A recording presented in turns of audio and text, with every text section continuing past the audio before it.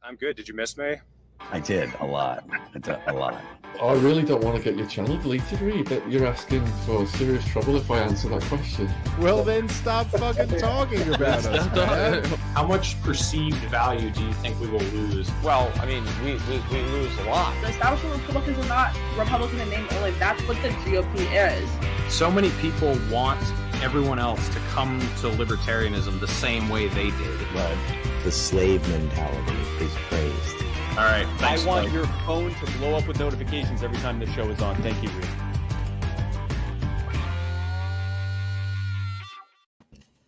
Hello, everybody. Thank you for tuning in to episode 170 of The Naturalist Capitalist. We're working our way up to 200. We'll be there before you know it. Back on the show again on the other end, I've got my friend Dack Rouleau. How are you doing tonight, sir? Doing good. Made sure we got everything we need for a discussion about Rittenhouse. Before anybody freaks out, don't worry. There's no magazine in here. It's completely unloaded as far as I know. But yeah, we're here for a good discussion tonight. Absolutely. So before we get into Rittenhouse, I've been messaging you lately. I've been going through a lot of our old videos, and I don't know if I'm happy or sad about how much we've been right about things, specifically you and me, because we did a lot of videos last year and at the beginning of this year, and we talked about a lot of different subjects, whether it was economic upheaval, inflation, whether it was Joe Biden being just as authoritarian or maybe even worse than Trump, whether it had to do with progressives completely detaching from what little bit of reality they were still attached to at the beginning of the year, whatever it was. Like, I went back and watched our January 6th thing. I think we did it on the night of January 7th. You were talking, yeah, I saw you post about that. Yeah, with Marcus Cage. That was only 3 or 4 days after the riot occurred. Yep. I think it was the day after, actually. It was. Oh, really? Oh, yeah, okay. It was January 7th. And all right. Everything that we assumed was going to happen as a result of that is happening. The narratives that were going to be constructed, the legislation they were going to try to push. So I wanted to ask you, does it feel good to be right about almost everything, or does it feel bad because it's like, well, here we go, or is it sort of a mixture of the two? I wouldn't say it feels bad because I didn't like the way that society was prior to us being proven right on every single thing that we predicted. And so with that being said, I would say that I feel mental clarity has been proven right. It's like, okay, I'm insane, at least not to the extent that I was. And so where I've found a sense of clarity since the riot is getting away from progressivism completely. During the Tulsi Gabbard campaign, I abandoned my libertarian roots and tried to fall in with progressivism. I've now come to resent progressivism in everything it represents. I don't think it's a legitimate ideology. I think it's just a romanticized vision of socialism. And I do have certain socialist sympathies, but I think that what socialism accomplishes psychologically is ultimately deleterious. And so I feel a sense of validation and vindication coming from the fact that we were right about basically everything.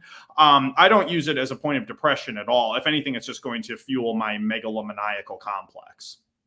Yeah, so for any of my new viewers who don't know Dack was a Ron Paul supporter in, was it just 2012 or was it also 2008? I was too stupid in 2008. I'm not going to pretend I was woke on the day that I was born, like a lot of other people do.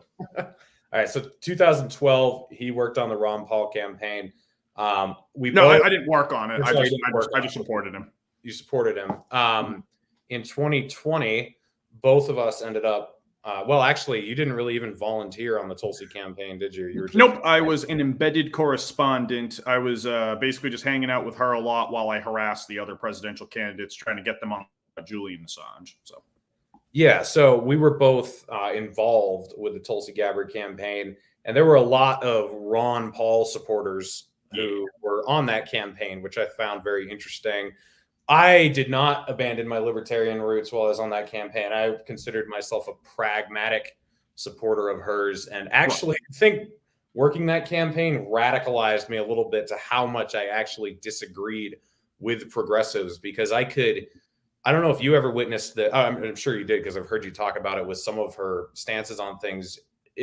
She would try to articulate a position, and then would get to a point where she was describing it, where it became so obvious that it was contradicting itself, and it was like, wait a second, but did you see that happening a lot with a lot of her positions on things?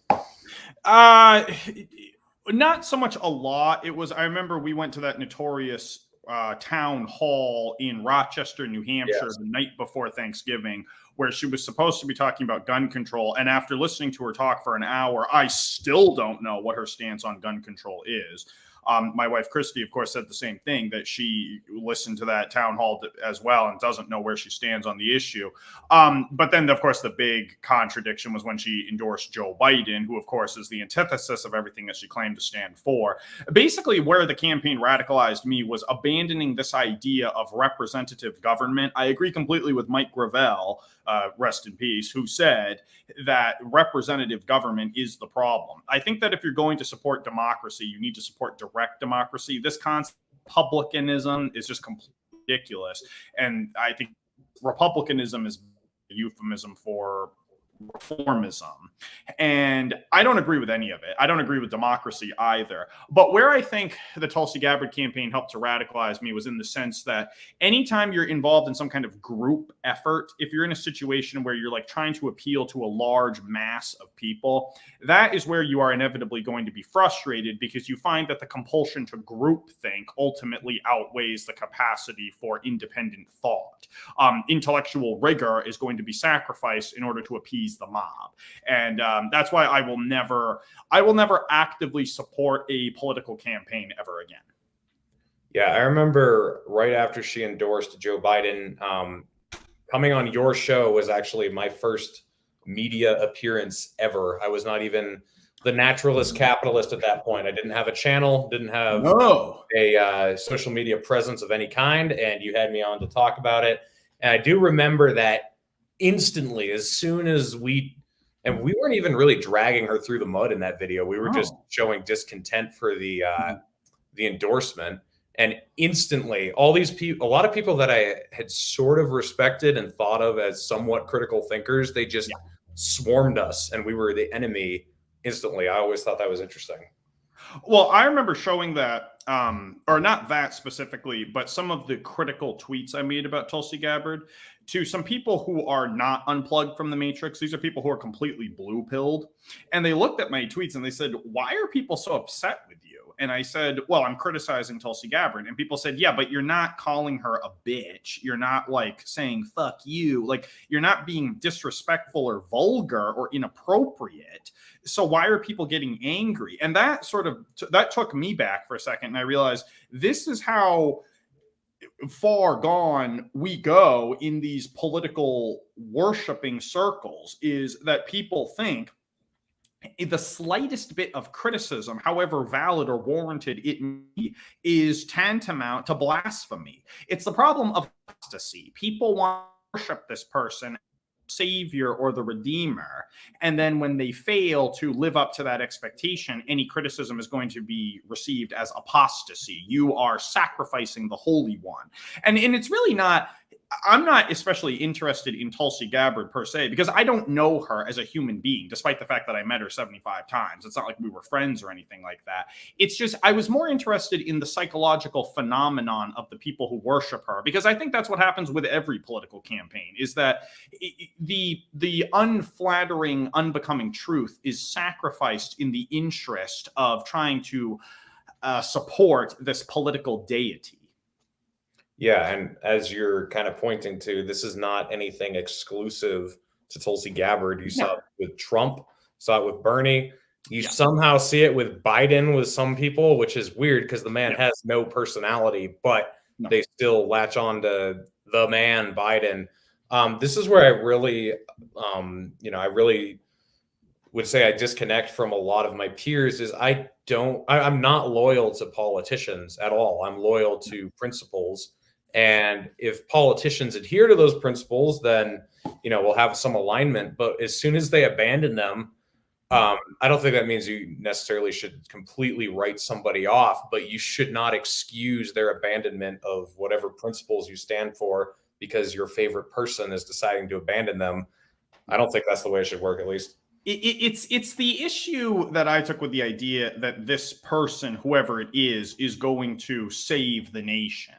Like it's you can say whatever you want about Tulsi Gabbard's positions, but what the lesson that we should take away from it is obviously that if you are a good person, these political organizations are not going to permit you to become president. In order to become president, you have to appease either the Democratic or Republican Party, which are both multi-billion-dollar corporations with their own special interests and agendas and structures. And so you have to overcome that. And so if a person is going to overcome that, they have to sacrifice their principles. So to me, it just said that regardless of how you feel about Tulsi Gabbard or Bernie Sanders or whoever, the lesson that we should take from 2020 is these political solutions that are promoted by the mainstream are dead. And I have no doubt that these progressives will find some other Sisyphean rock to roll up the hill within the next few years. In 2024 or 2028, there will come along some other progressive mascot. Maybe they'll get behind Alexandria Ocasio-Cortez or somebody similar, and they are going to try to pin their hope for reform on that person, and they will be inevitably disappointed. The closest we ever came to this was probably in 2008 when Barack Obama won, and there were a lot of people like myself who thought, oh good, things are going to get a little bit better now. Disillusionment took over within 2 years. Like, I don't know how much more people have to see and experience before they finally come to terms with the fact that these political solutions, if they ever were functional in the past, they have become completely antiquated in the present. Yeah, this is why I think libertarianism is the only movement that can succeed, because while it technically is a political movement, it is also an apolitical movement that relies on individual change, individual enlightenment, saving yourself before you save others, where all these other movements, conservatism, liberalism, progressivism, they require some sort of collective action and some sort of systemic change to take place. Where libertarianism, a big piece of it is change yourself, whether or not the system changes. Save yourself, save the ones around you, encourage other people to save themselves. And once enough people save themselves from the system will collapse. I think it's the only legitimate ideology that can actually progress, I guess, or become something. Libertarianism advocates that if the federal government must exist, then it should have no political power whatsoever and very, very little administrative power, as little administrative power as possible.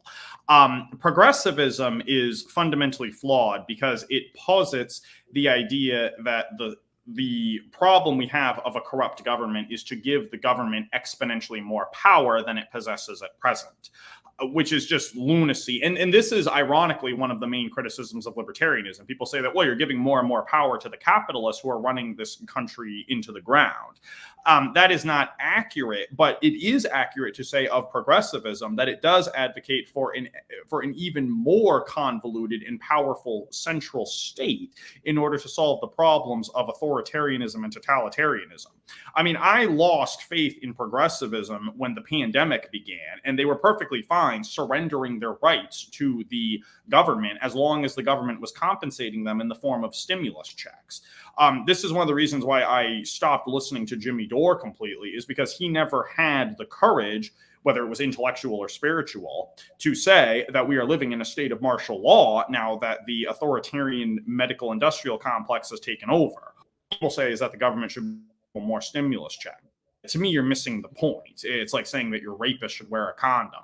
And that's why I don't have respect for these progressive commentators anymore, and why I've moved off of them completely, is because you're entirely missing the point if you think that state power is the solution to these problems.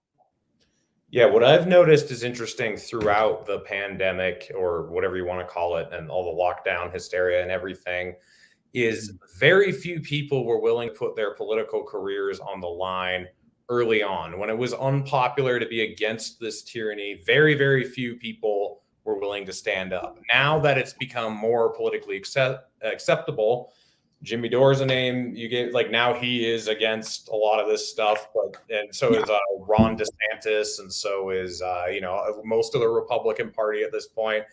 But it takes zero gall to be against it now. Now it's almost politically advantageous because we've seen how it played out. It was a disaster. A good chunk of the public stands against this now. So the people who are willing to actually sacrifice their political, their political status, their public, their public image of caring or humanity was completely wiped away. If they were willing to stand, like I remember when Thomas Massey demanded that there be a roll call recorded vote on the CARES Act. I mean, he was just demonized by everybody as someone that wanted you to die without stimulus and didn't want you to get your money. It's just amazing how the media will twist these things and how few people will stand up against it in the beginning. But then once it becomes politically advantageous, everybody files up in line and, they do their thing.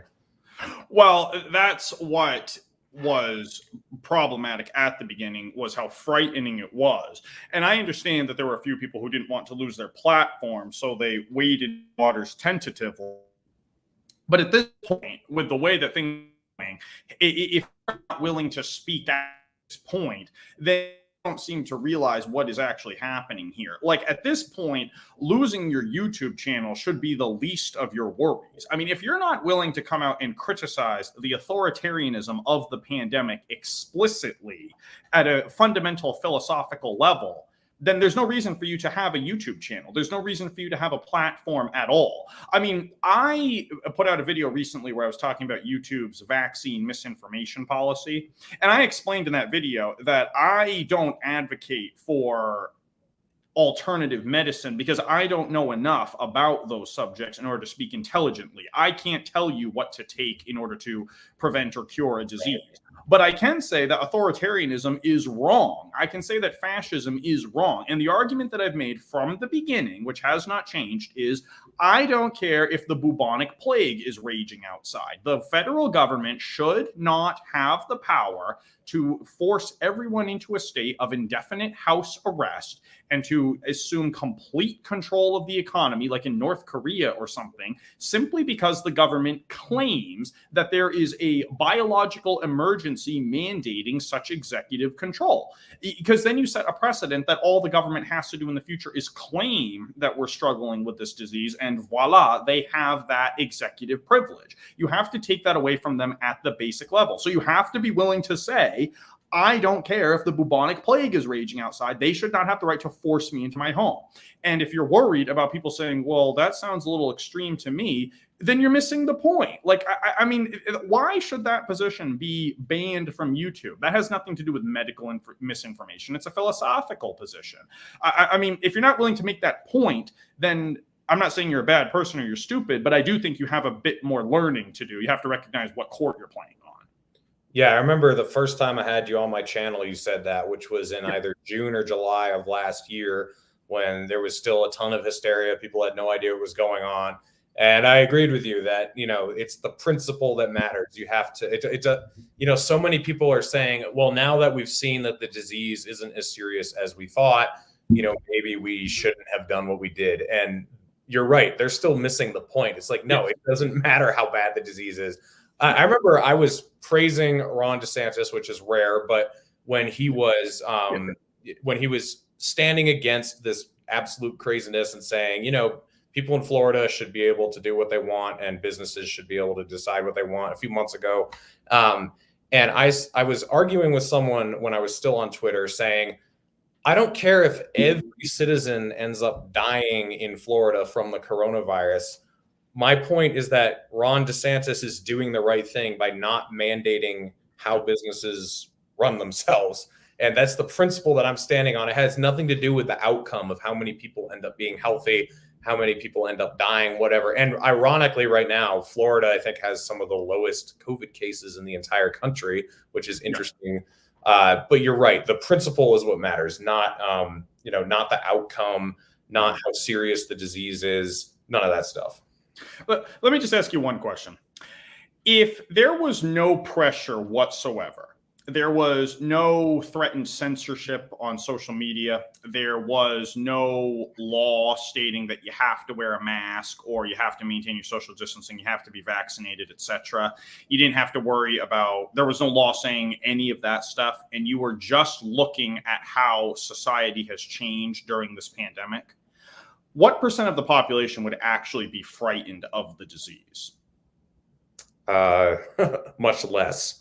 Exactly. Okay. What this has been the digital pandemic. What we have witnessed is the transformation from a kind of practical, lived society to an experienced society that takes place entirely over the digital airwaves.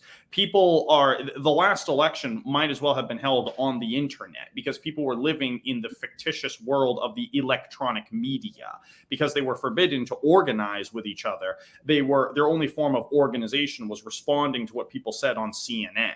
And so this fictitious synthetic society in which we are living, people are beginning to recognize the artificiality of it. And I hope that that is what was expressed in the gubernatorial race in Virginia. But as I said at the beginning of this video, I don't believe in these political solutions anymore. And the Republicans have proven themselves to be completely useless in combating the authoritarianism of the pandemic. I mean, Rand Paul argues with Fauci, the dog killer, all the time about the coronavirus, but he engages Fauci on his own terms. He tries to argue that no, the science is incorrect. You are misrepresenting the data, etc. That isn't the point. The point is he should be advocating from a philosophical position.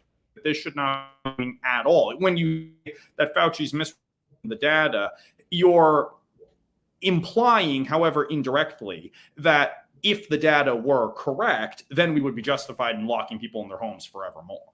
Yeah, I think that's a great point. Actually, I think it was before I got removed from Twitter, I saw that Rand Paul tweeted something out about the numbers, saying that because these numbers are so low, that doesn't, it points out that the political action that we took was not justified. And then the Libertarian Party of Kentucky quote tweeted it, correcting him, saying basically what you said, that no, it doesn't matter how good or bad the disease or vaccines or anything are. It's the philosophical point that the government doesn't have the right to run your life. But what we're getting at here is you were talking about the synthetic society we live in, that the media creates, this alternate reality. I titled this episode "Establishment Lynch Mobs."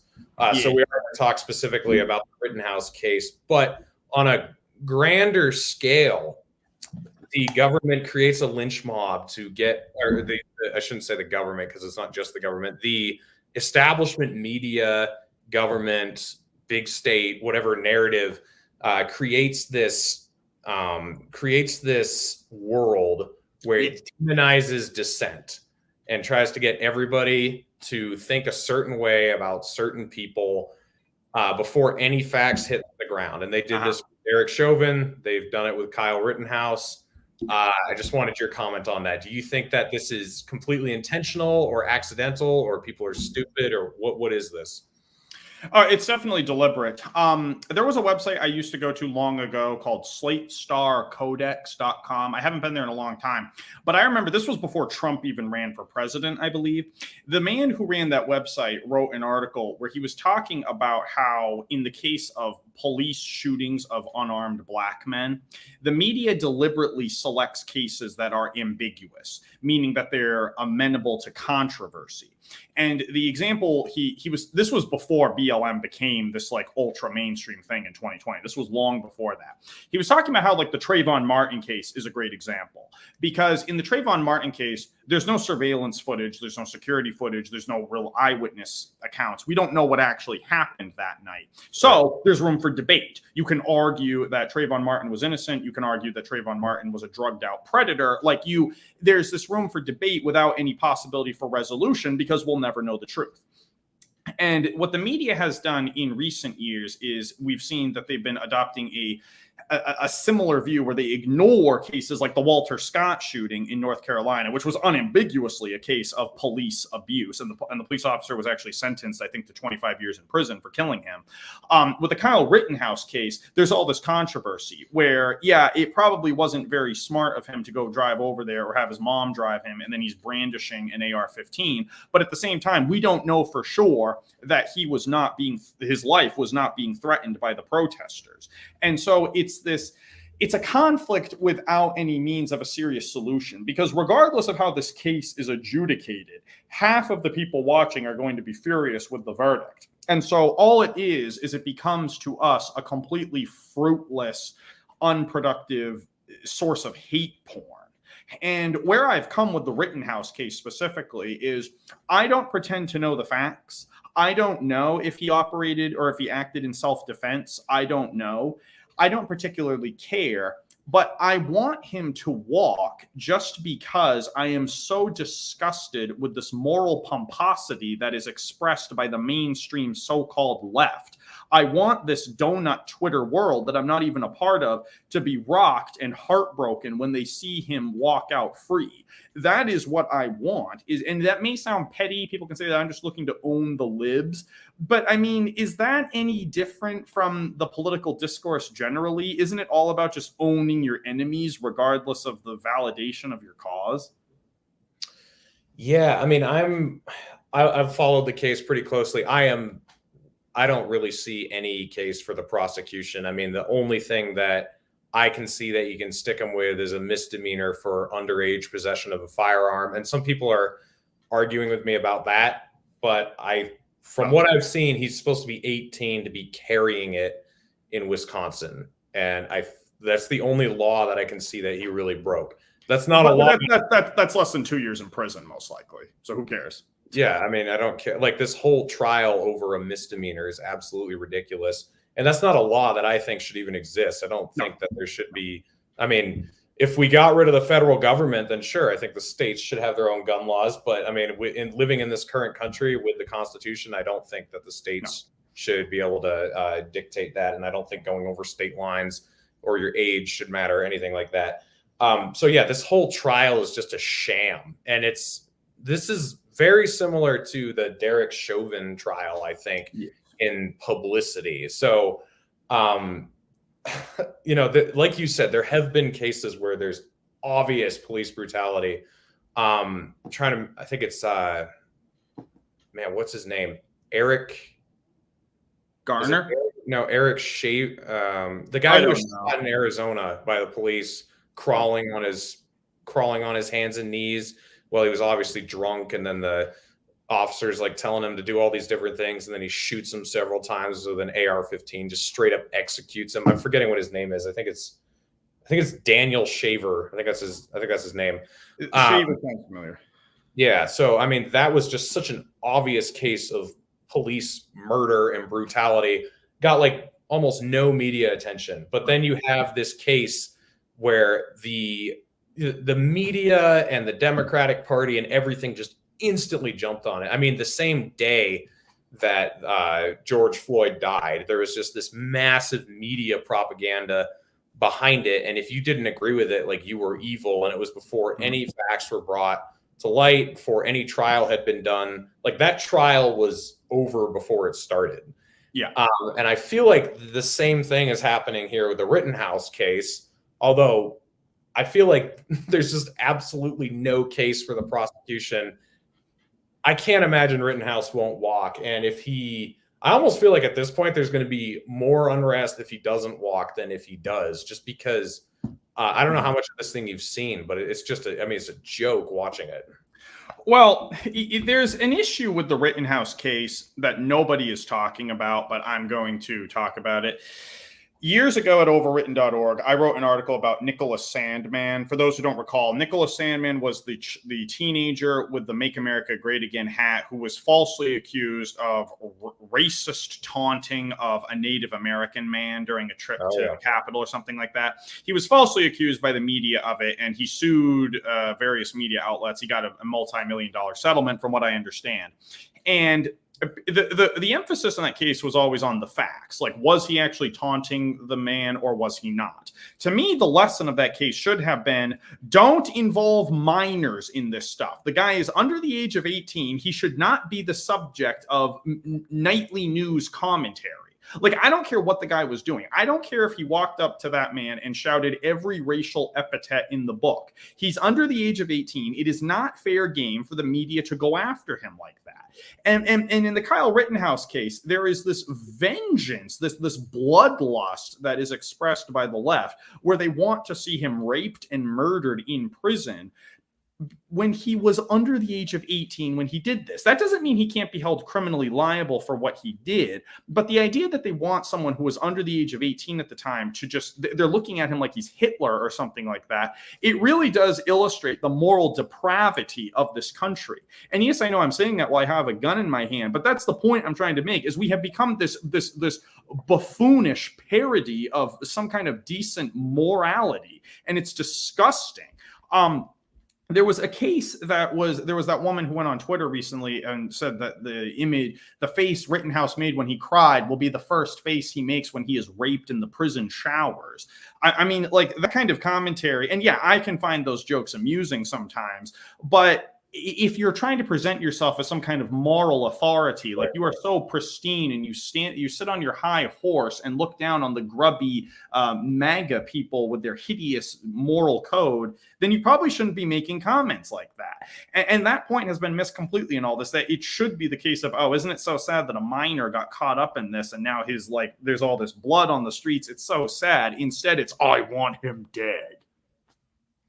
Yeah, what I've found interesting is with George Floyd and with this, for some reason, we are supposed to care about the political views of the subjects involved and not their innocence or guilt.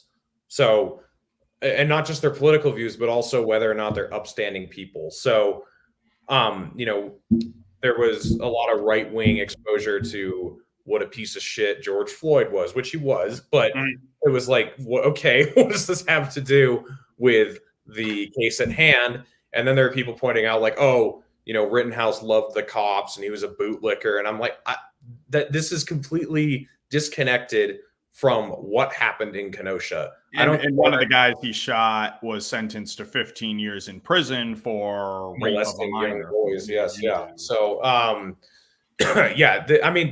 but I don't understand, or I shouldn't say I don't understand, because I do understand, but it's discouraging and enraging to me that it's gotten to the point where this has become, with every case, it's a character assessment of everything else they've done in their lives instead of what happened on the day in question and relates to the case at hand. That's just really annoying. Well, that was kind of like the Tara Reid situation. The woman who accused Biden of raping her, there was all of this screw about what her political were. And the conclusion was that there was no view that she could have had that could not be used against her. If she was a Democrat who voted for Obama, then she's a hypocrite. If she was a Republican, then she has an ulterior motive. If she's a third party voter, then she has an ulterior motive trying to take Biden down. I mean, that's what's going on here with Rittenhouse. Is if he is a Republican, that means he went to that rally with vicious intent. But again, since he's under the age of 18, I don't know that he could have had a party affiliation formally. If he's a Democrat, you could also try to use that against him. That, well, wait, what was he doing if he was at this rally? He didn't actually understand the Democratic Party. Like the political views are entirely beside the point. There's nothing no view that you can have that can't be weaponized against you. I mean, it's a total non sequitur, but then again, the mainstream media is not known for, the mainstream media is definitely not above committing logical fallacies. Yeah. Also, what's interesting is, I do hate that we're supposed to care about the character of the people involved instead of just their actions and what they actually did. Yeah. But it is annoying how the media tries to paint these people as heroes or villains. So, it looks like the only thing that they can really stick Rittenhouse with is underage possession of a firearm. When I don't remember how to pronounce his name, but the guy who survived the shooting, who's in the courtroom, he was also illegally possessing a firearm because his carry permit had expired. So if that's really what it comes down to, how is this guy any better than Rittenhouse? But then, as you pointed out, Rosenbaum, he had molested, he actually raped little boys. Yeah. Huber had strangled women and had other felony charges too. George Floyd, he was painted as this silent, this gentle giant, which was not true at all of him. Derek Chauvin, we were led to believe that he was this racist, minority hating person, which was not true either. Right. I just hate that, all these things that they try to paint a picture with are just usually completely false, and nobody bothers to dig through any of the information at all. And also, like I said initially, this shouldn't matter. It shouldn't matter in the case. Shouldn't matter how good or bad any of these people are. If Kyle Rittenhouse were a member of the Ku Klux Klan, it doesn't matter. The point is, what did he do that night? Is he guilty? And that's all that we should be actually questioning. Well, the attempts to equate him with the Ku Klux Klan are especially interesting when both of the people he killed were white. Christy was showing me earlier this tweet by this woman who said that she became red pill during this trial because she had been led to believe by the mainstream media that she relied upon that his victims were black. Kind of reminds me of when Hillary Clinton was president. You were told you were racist if you didn't vote against her when both she and her running mate were white. Right. Now, with the Rittenhouse case, there's also you talked about how we're trying to make heroes out of George Floyd and Joseph Rosenbaum, and I don't remember the name of the other guy he killed. But anyway, the thing is, this is an issue in our culture of trying to replace heroism with martyrdom. I think people are heroes because of things that happened to them rather than things that they did. The idea that we have statues dedicated to George Floyd, who literally did nothing in his life except become the victim of another person's actions, this is a very bad indication of where we are psychologically in society. I did a video about this about 3 weeks ago about there was the man who it was revealed that an NFL coach wrote racist comments about this attorney, and now the attorney, DeMaurice Smith, has become a hero in the eyes of many because someone racist comments about him. Like there's an emphasis on passivity, like passive martyrs rather than heroes. And so if your role model is somebody who got shot or somebody who was choked out by a cop, and that's the only reason you know about this person is because of what they passively had happen to them, then you need to re-examine and recalibrate your moral code. I mean, you just get better role models. This is a pretty broad problem in our society. I mean, yeah, you could argue that Rosa Parks was kind of like that, but at least she made the affirmative, declarative stance that I'm going to stay where I am. Like this emphasis on passivity. I mean, if Joseph Rosenbaum is one of your heroes, you got to figure out what your principles are. Yeah, so I am going to play a clip that I found of us from last August, just a couple days after this whole thing went down. But I think it's important to note what was happening in this country.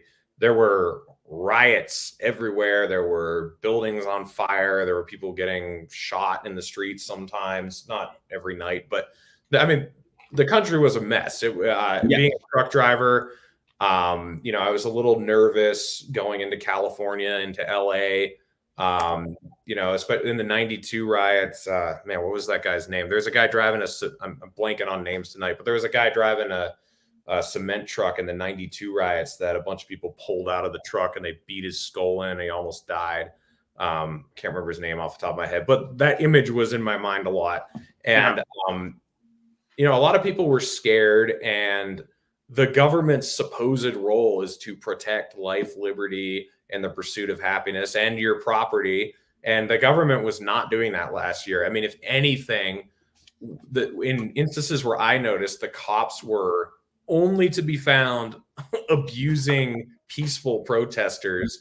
And then once bricks were flying through windows and cars were being tipped over and buildings were set on fire, the cops were nowhere to be found. And there were also suspicious videos of cops putting bricks out in the middle of the streets during the days. I think there were a lot of state provocateurs in these, in these cities all around the country. But anyway, I think that it mattered to take the right position, to be, against more government authority, but also realize that anarcho-tyranny was taking place, which is basically just, the government still exists, but it's not doing anything to stop the craziness, and it's actually encouraging it. That was what we were living through last year. And you and I understood that. And I think a lot of people missed the mark. I just wanted your comments on that, and then I'll play the clip. Yeah, it was a form of neo-government or anti-government, where the government exists in name only. What I witnessed, actually, it's funny, was I attended a protest in Boston, Massachusetts, which was completely peaceful, except for someone throwing a water bottle at a cop, until night fell. And then when darkness took over the city, I actually went back to New Hampshire at that point. That was when people started getting into trouble. That's when people started throwing things. I think someone might have gotten slashed in the arm with a knife, something like that, because that's when the provocateurs and the troublemakers and the ruffians came out in order to try to stir things up. What's interesting was right after that, the day after I attended that protest, that was when the FBI came to my house. Somebody had called the FBI to report me for some reason they thought I was a dangerous person. I can't imagine why. But they came to visit me, and I mentioned to the FBI agent and the police officers who were there, I said, hey, I've heard these conspiracy theories about people, cops leaving out bricks for troublemakers to start stuff with. And the police officer looked at me and he said, my thought on that is I'm not going to leave a brick out for someone to throw at me later.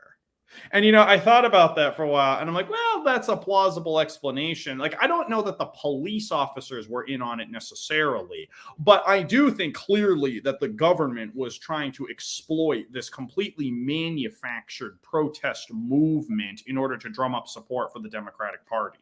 The image was to present a country that was completely destabilized and falling into chaos under Donald Trump. And since most people just experienced it on television rather than going to the events in person, they had a much more sensationalized image of the BLM protests than actually existed. And the last thing I'll say before you play the clip is that with that, you saw that it was undeniably astroturf. I had many arguments with people about this where I said there is nothing legitimate about these BLM protests. These are organized by professionals who know exactly what they're doing, who understand how to synchronize events so that they take place in all major cities simultaneously, that it's receiving the appropriate news coverage. I saw people who worked the Joe Biden campaign running the protest in Manchester, New Hampshire. And so the idea that people thought this was somehow organic, that they were living out the modern civil rights movement, it was so embarrassing. You wonder how these people could be suckered into voting for Joe Biden. There you are. Yeah, just before I play the clip, I'll just comment on that I had some sympathy at the very beginning, but then I went to one of these in person in Denver, and I noticed that there was absolutely no direction to anything there. There were hundreds of people there. They had no idea what they wanted. I asked them, you're saying no justice, no peace. What does justice mean? You need to describe that to me. None of them could. None of them knew what qualified immunity was. They didn't know what civil asset forfeiture was. They didn't know about police militarization. They didn't know about qualified immunity. So they were embracing the excitement of the moment. But yeah, this idea that there were hundreds of people out there, living a second march of Martin Luther King is just absolutely ridiculous. So I'll play this clip. This is from August of last year, just a couple days after the shooting in Kenosha. This is the only time I remember talking about it. If someone finds another clip from last year where I talked about it, let me know. I was trying to comb through my stuff. This is the only place where it was brought up. So I'll just play this and then we'll react. So you and I definitely go after the state a lot more than we do any agitators of the state. Yes. And that's because, as I mentioned earlier, they have a monopoly on violence. They're immune. They can get away with anything. So I think a lot of people, somehow think that I sympathize with rioting and destruction of small businesses. That is not the case for me. I mean, there's been some videos of, protesters or whatever you want to call them, jumping on tractor trailers and trying to get into the cab. And I'm a truck driver myself. If there were a protest in the street and I stopped and they jumped on my truck, I would take off in self-defense. And if there was someone coming into my neighborhood trying to attack my neighbors or trying to attack my house or attack me, I would shoot them. That is how I feel about this. So I wanted to hear your take on the rioters and the destruction. What do you think? Well, this is what I'm saying, that I'm sure that this is being orchestrated by powerful people, is that they want Americans, not all Americans, but they want a significant percentage of the population to be afraid of what's happening out in some of these cities. Right. It's not going to happen in a place like New Hampshire. But what we're seeing happen out there, yes, you're absolutely right, that if somebody is coming into your home, particularly when you have done nothing wrong, then obviously you have every right to defend yourself. Now, I'm not going to comment on this kid Rittenhouse, who may or may not have been an agitator, or who may or may not have just been an idiot who thought he was defending his community when he drove 5 hours away. It doesn't matter. But the thing is, what I believe they're attempting to do in this situation is they are training the law enforcement agencies, quote unquote, whether it's the federal stormtroopers or whether it's the military or local police or what have you. They're training them for the future disassembling of the United States. If you think that the people are getting outraged because of a shooting in Wisconsin or because of a murder in Minneapolis, the upcoming eviction of, what are they talking about now? 50 million people, something like that, are potentially facing eviction, on top of the 50 million unemployed. Yeah, that is when political ideology falls away in the face of the fact that you can't fill your refrigerator. And that's when people start getting violent. So there it is. Hot Dack. I was so much skinnier back then. I mean, when I look back on myself back then, I had so much more energy, and now I just look at what a fat mediocrity I've become, and it makes me sad, but at least I have guns. So yeah, it's interesting, that whole mass eviction thing they were talking about never actually occurred, did it? We never did see people, which is unfortunate, because we would have seen actual rebellion, and that would have been very satisfying. But the problem is with this case is that I do still believe that the police were being trained. It was kind of like a dry run for trying to suppress civil unrest en masse in the future. I remember I mentioned I went to that Boston protest. When we got down to the police station, there was a police officer, at least one, standing on the roof of the police station, actively recording the masses gathered outside, taking digital evidence, photographic evidence, things that could be used in the future for facial recognition, kind of like what we saw at the Capitol riot. And so I do believe that the masses were being suckered into behaving this way in order to justify mass surveillance in the future. It may not have been quite as clear-cut or direct as we feared it was going to be, but I do think that there was definitely some exploitation or opportunity for increasing authoritarianism as a result of these organized protests. Yeah, I also think it's interesting. You brought up the Rittenhouse case there, and this was only I think this was 5 days after it had taken place. And at this point, it was already heavily politically charged. And the fact that you would basically say that you're willing to admit that you don't know what's going on and it doesn't matter is kind of a radical position to take with these things. And then I liked the point that you made that if you think all of this is about a murder in Minneapolis or a shooting in Wisconsin, you're missing the point. I thought that was pretty powerful.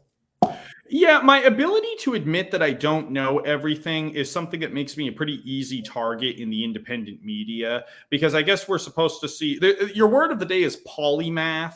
and there's no such thing as a polymath. Jimmy Dore does not know everything just because he's a progressive. That doesn't mean that as soon as he reads a news article, he understands the entirety of the facts of the case.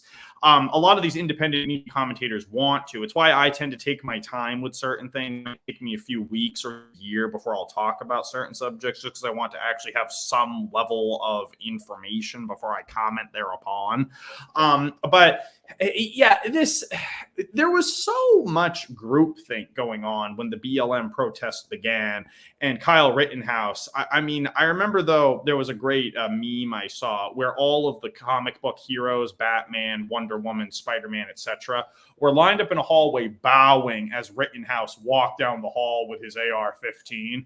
And that's the point that I've come to now, is it's strictly for my own shallow vindication that I just want to see Rittenhouse walk, just because my political enemies are not going to be very happy about it. The question is, if he does in fact walk, will Kyle Rittenhouse run for president in 18 years? I want to get him on the show if he walks. That would really yes, but he'll have a lot of people who want to talk to him first. Oh yeah. Well, I don't know. Like it's going back to what we were talking about when we first started this episode. You just said that you're willing to admit you don't know everything, but in hindsight, you and I have been right about a lot of things, and I think it's because we have waited for the most part to try to find out what's going on before we jump on something. I've noticed even in the libertarian movement, though it's supposed to be a group of individualists and free thinkers, there are still thought leaders within that camp. And I'm friends with some of them, but Dave Smith or Tom Woods or Ron Paul or I don't know, just any of these podcasters or thought leaders. A lot of people wait to hear what they have to say before they're willing to make a judgment. But then as soon as that person has made his judgment, everyone is willing to line up behind them without doing any critical thought themselves. And I see that in the libertarian movement, but once you get outside of the libertarian movement, it gets way, way worse. Once it's the conservative movement or the progressive movement, there are really just a few people who are doing all of the thinking for the masses. And the further you get away from libertarianism, like the more you get toward just whatever corporate media sludge is being fed to you, the content gets dumber and the thought figures become fewer. And that's just a really horrifying realization. Well, as Friedrich Nietzsche once said, when we find we must change our opinion of a man, we hold the inconvenience he causes us very much against him.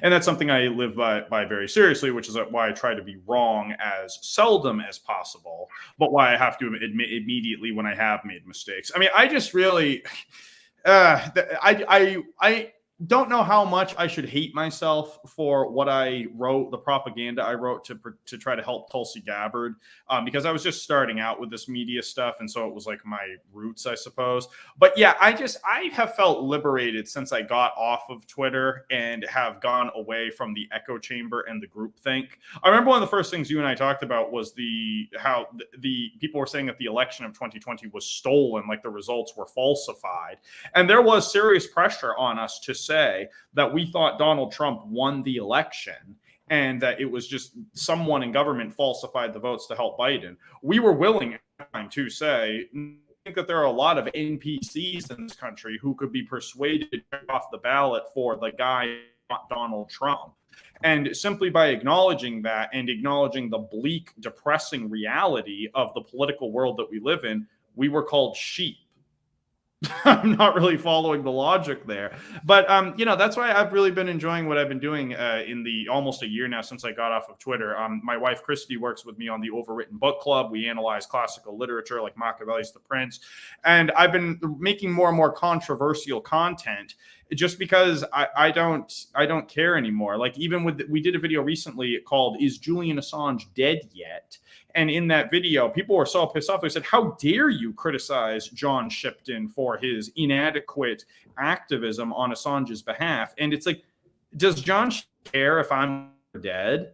why do we have to kiss up to these heroes and these sacred cows in the independent media? Like, why do we have to, oh, you're allowed to say whatever you want about the people in power, but don't you dare say anything bad about Jimmy Dore? It's like, I'm done with it. You don't get anything out of that by kissing up to these intellectual authoritarians, whether they're in the independent media or in government. You don't get anything. You just lose respect for yourself. All right, man. Well, where can people keep up with you? I've got a link to Overwritten and your YouTube channel. Is there anything else coming up?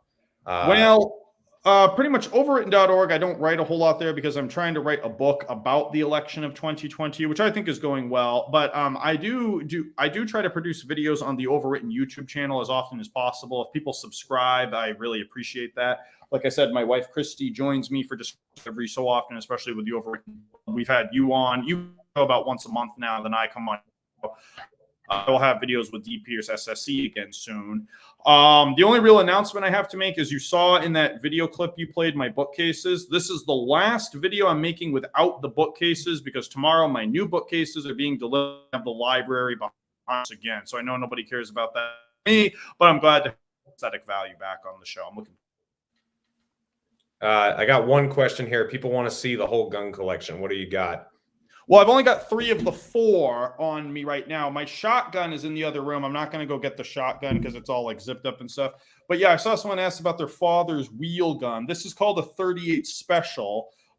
We got a 38 Special right here, which is a little too old. I'm going to have to swap that out at some point for a new one.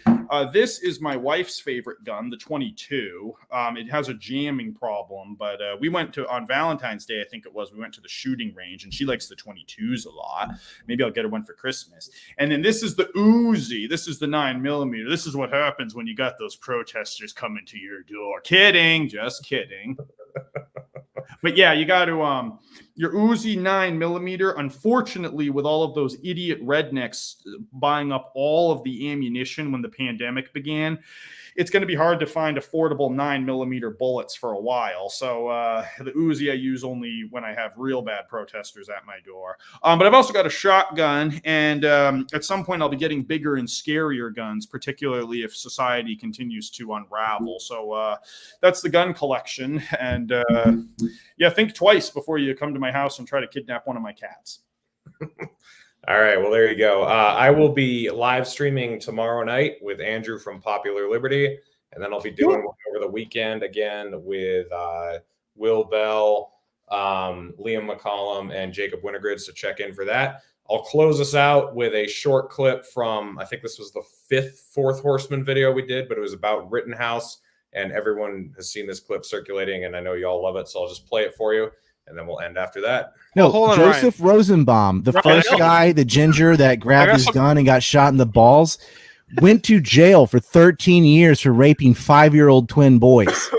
He's a communist pedophile, a communist pedophile felon that got shot in the groin, and he died doing what he loved, chasing a minor, because he was 17 years old. Dude, it's like, whoa, what happened? Like, shoot me, Nibba, shoot me, Nibba, and then he gets his balls blown off. I'm like, I can't think of more just desserts than an Antifa, communist, pedophile, homosexual that got shot in the balls. Like, he can rot in hell. He raped 2 little kids. The guy they're defending raped 2 little boys. 2 5-year-old boys were raped by Joseph Rosenbaum. He went to prison for 13 years, gets out of jail, and tries to kill another guy. They shot at Rittenhouse first. And by the way, Rosenbaum is fired in the air. They're shooting at him.